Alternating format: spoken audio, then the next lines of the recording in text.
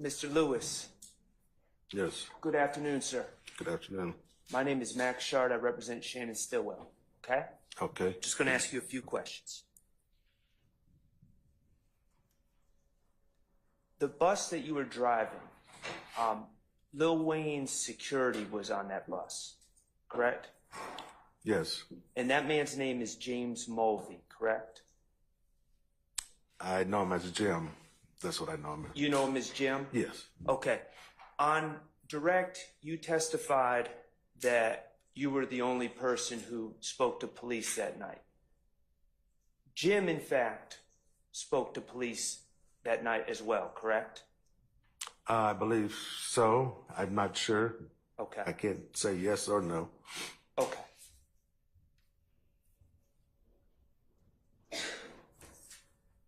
Now, we heard your 911 tape, the 911 call, and you also gave a statement to the police that night at the hotel, correct? Yes, I did. Okay, and you were willing to cooperate with the police, correct? Yes.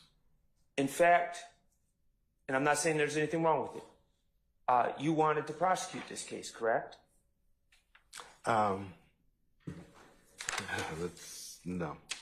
Well, the police asked you if you're willing to prosecute, and you, in fact, answered that you were wanting to prosecute the case that night. Okay. Okay.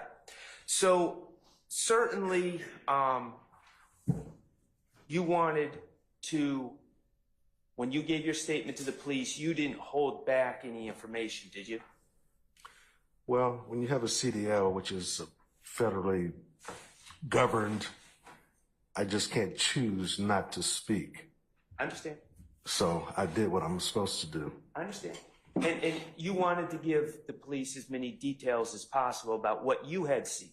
Well, I had a job that I had to maintain, and if I didn't cooperate, I'm sure my company, Pioneer, would have probably told me, because they had insurance, I'm sure, if I didn't cooperate and say... Your Honor, cause for speculation. I'll sustain the objection. Okay, well, I don't want to get too far off field. Okay. All I'm asking is, when you gave your statement to the police, you wanted to give them accurate details about what you had observed. That's my job, yes. Okay, and you weren't seeking to leave anything out, correct? No. Okay. And so I want to talk to you about what you've testified here today. You, as I understand it, you're driving the bus.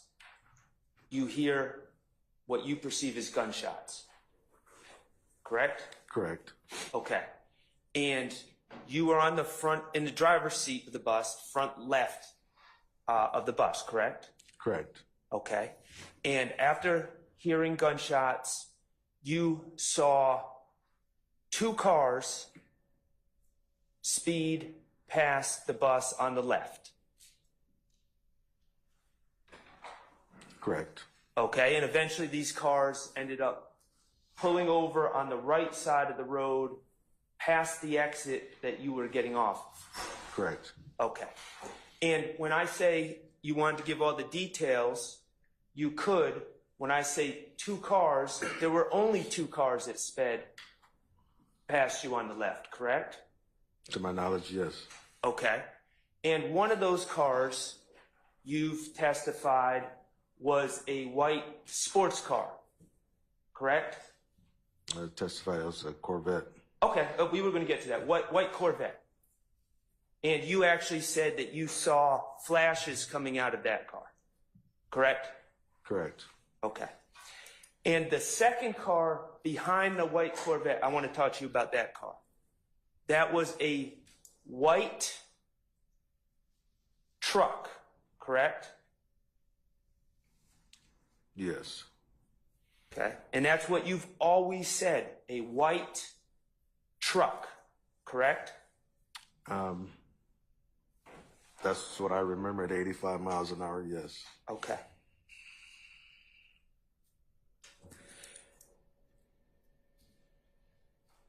And those were, to the best of your recollection, the only two cars that you saw pass the bus, correct? Correct. Okay. In all of your statements, you have never, or you did not see, let me just start with this. You did not see a blue SUV that night, did you? I don't recall that. Okay. You do not recall seeing a blue SUV. I don't recall that. And you certainly did not see a blue SUV passing the bus at the time of the gunshots, correct?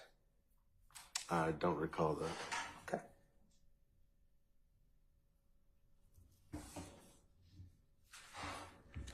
Beg the court's indulgence. Yes, sir.